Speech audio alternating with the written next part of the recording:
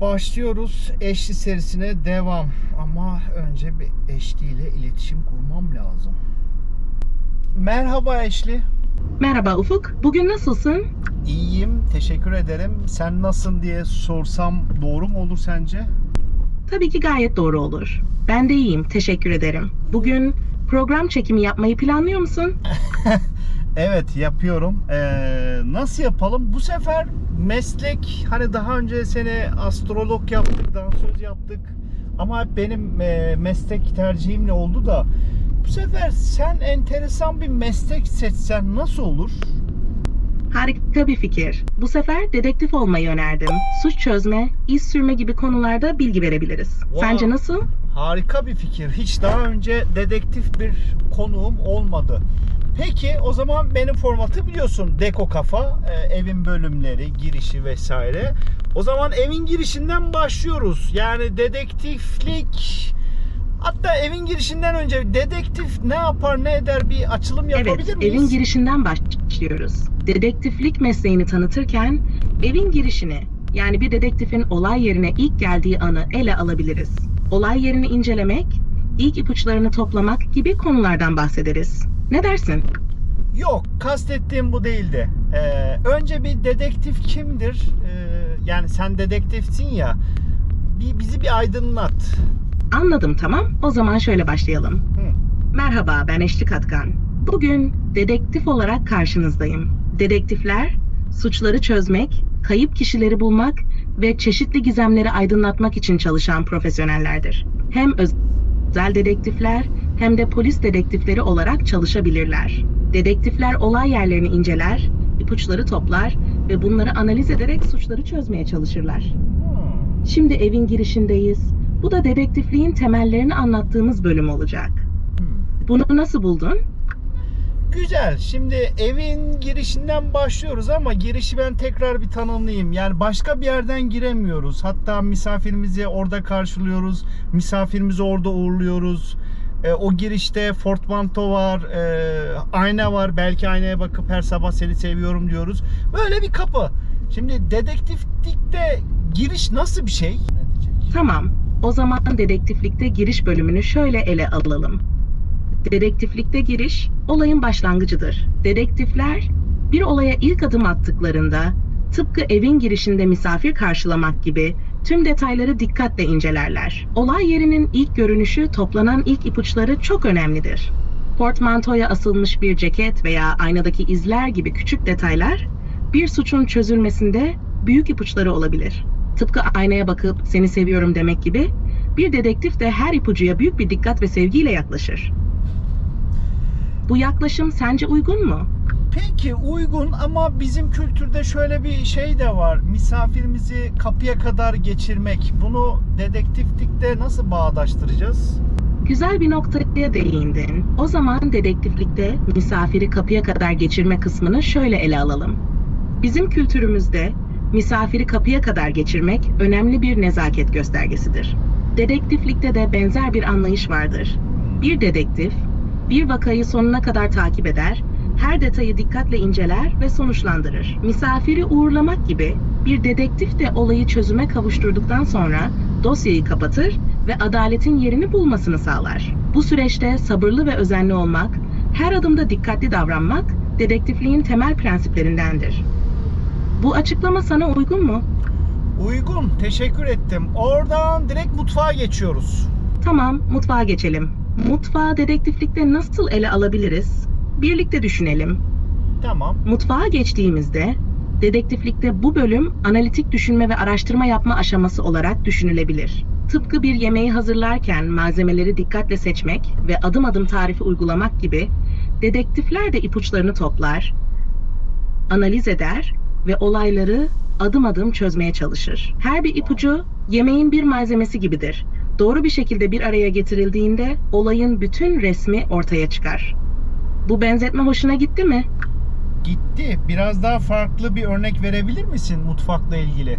Tabii ki farklı bir örnekle ele alalım. Mutfağa geçtiğimizde dedektiflikte bu bölüm bilgileri bir araya getirme ve çözüm üretme aşamasıdır.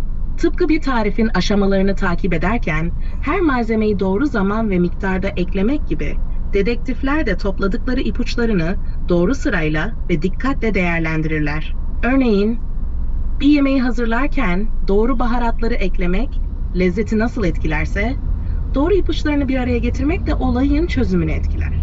Mutfağın düzeni ve temizliği, dedektifin işini düzenli ve titiz bir şekilde yapmasını simgeler. Bu benzetme daha uygun oldu mu? Güzel oldu, teşekkür ederim. Peki salona geçelim ama salonun aynı zamanda bir kapıdan açtık, bir de balkonu olsun. Yani hem salon hem balkon, dedektiflik metafor mesleğini de bir bakış açısıyla yorumlamaya çalışalım. Salona geçtiğimizde dedektiflik mesleğinde bu bölüm işin sosyal ve iletişim boyutunu temsil eder. Salon, misafirlerin ağırlandığı, sohbetlerin yapıldığı bir yerdir. Dedektifler de soruşturma sırasında birçok insanla iletişim kurar, tanıklarla konuşur ve çeşitli bilgiler toplar. İyi bir dedektif, sosyal becerilerini kullanarak doğru soruları sorar ve insanları rahatlatır, böylece en doğru bilgilere ulaşır.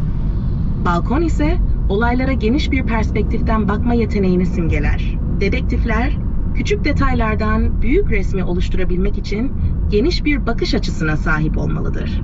Balkondan dışarı bakmak, dedektifin olayları daha geniş bir çerçevede değerlendirmesi gibidir. Bu geniş perspektif, olayların bağlantılarını görmeyi ve doğru çözümlere ulaşmayı sağlar. Bu açıklama sana uygun mu? Uygun, güzel yorumladın. Teşekkür ederim yine. Peki buradan artı odalara geçersek ne amaçla kullanıyoruz dedektifte bu artı odalar ya da artı odalar var mı? Tabii artı odaları dedektiflikte nasıl ele alabiliriz birlikte düşünelim. Artı odalar, dedektiflik mesleğinde uzmanlık ve detaylı araştırma alanlarını temsil eder. Tıpkı evde her odanın farklı bir amacı olduğu gibi, dedektiflikte de her alanın farklı bir uzmanlık gerektirdiği durumlar vardır. Örneğin yatak odası, bu oda mahremiyet ve kişisel yaşam alanıdır. Dedektifler, kişisel eşyaları ve günlük rutinleri inceleyerek, insanların hayatları hakkında önemli ipuçları toplayabilirler. Buradaki küçük detaylar, büyük resmi anlamada yardımcı olabilir. Çalışma odası, araştırma ve analizlerin yapıldığı yerdir. Dedektifler burada topladıkları bilgileri analiz eder, raporlar hazırlar ve olayların bağlantılarını çözmeye çalışırlar. Bu oda, dedektifin bilgi birikimini ve analitik becerilerini simgeler. Hobi odası, kişilerin ilgi alanlarını ve karakterlerini daha iyi anlamak için kullanılan bir alandır.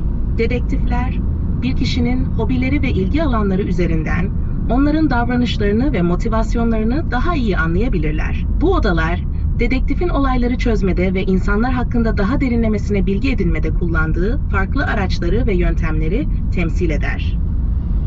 Bu açıklama sence uygun mu?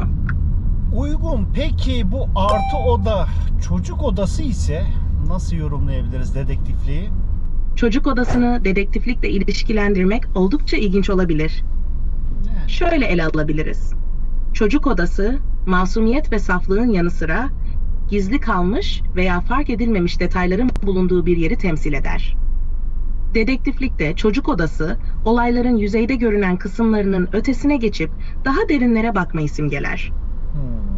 Tıpkı çocukların oyuncakları ve günlük rutinleri gibi, bazen en küçük ve en masum görünen detaylar, büyük olayların çözülmesinde kritik ipuçları olabilir. Ayrıca çocukların perspektifi, olaylara farklı bir açıdan bakabilme yeteneğini de temsil eder. Dedektifler, olayları çözerken alışılmış düşünce kalıplarının dışına çıkmalı ve her detayı dikkatle incelemelidir. Çocuk odasında bulunan her eşya ve her iz, olayların ardındaki gerçeği ortaya çıkarma potansiyeline sahiptir. Bu yorum sana uygun mu? Uygun. Yani her seferinde bu yorum sana uygun mu demek zorunda değilsin. Benim yorumum bu şekilde demen de kafidir. Buradan yatak odasına geçelim eğer istersen. Yani evet, mahrem odası, mahrem odalarımızdan bir tanesi.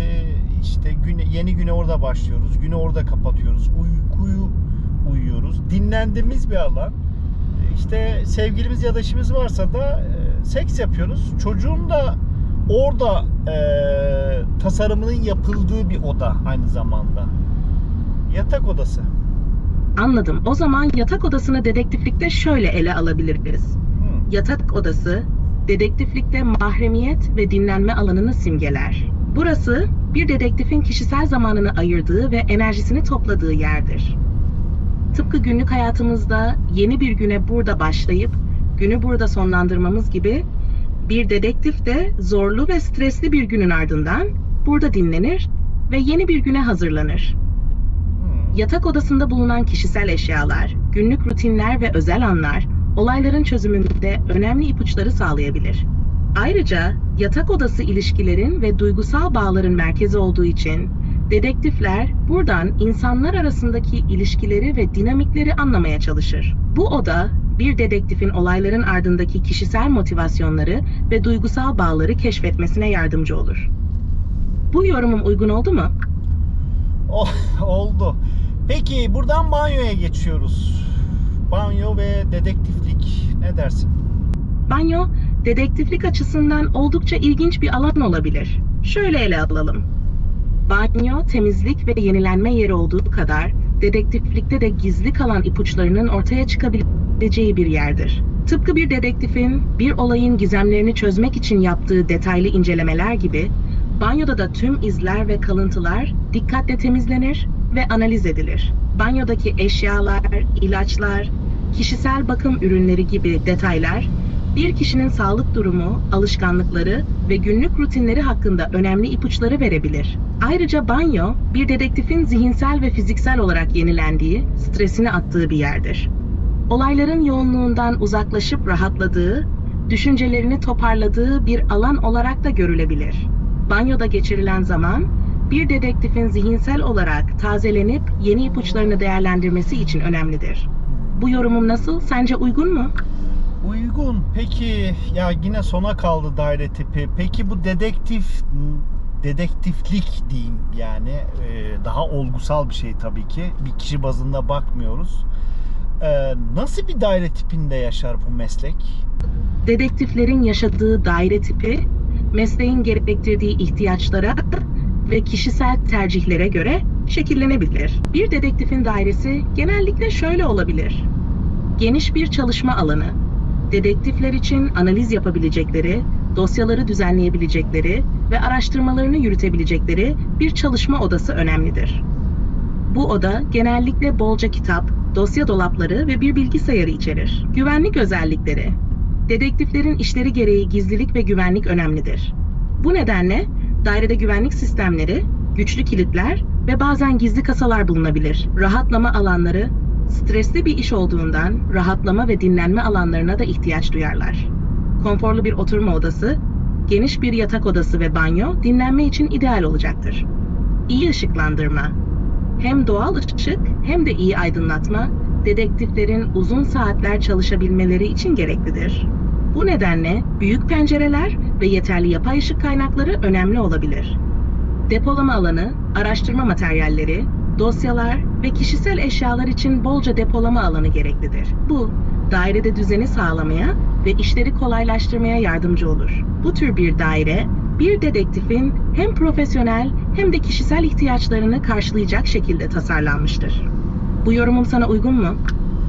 Anladım. Yani aslında sormak istediğim şuydu. Bunu da öğrenmiş olduk. Dedektif nasıl bir dairede yaşar ama dedektif mesleği, yani şahıs demiyorum, meslek. Bu meslek nasıl bir daire tipinde yaşayabilir? Anladım. Dedektif mesleğinin nasıl bir daire tipiyle özdeşleştiğini sormak istiyordun.